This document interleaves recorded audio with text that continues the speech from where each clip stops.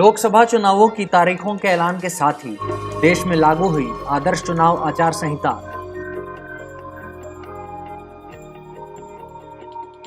70 के नीचे आया रुपया। शुरुआती कारोबार में डॉलर के मुकाबले 15 पैसे मजबूत हुआ। जम्मू कश्मीर के त्राल मुठभेड़ में मारा गया पुलवामा आतंकी हमले का मास्टरमाइंड मुदस्सिर। पाकिस्तान के वित्त मंत्री असद उमर ने FATF के अध्यक्ष को भेजे एक पत्र में उनसे भारत को FATF की समीक्षा से हटाने की मांग की।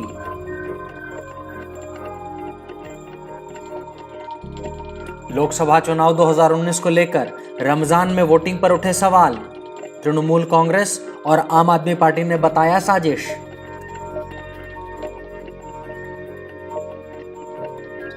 फारूक अब्दुल्ला ने सरकार पर उठाए सवाल, कहा चुनावी फायदे के लिए कराई एयर स्ट्राइक।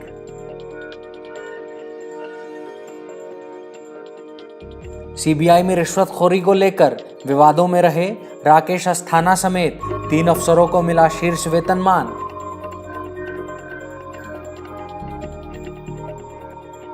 नौकरी बदलने पर PF ट्रांसफर के लिए अब नहीं होगा आवेदन देना जरूरी।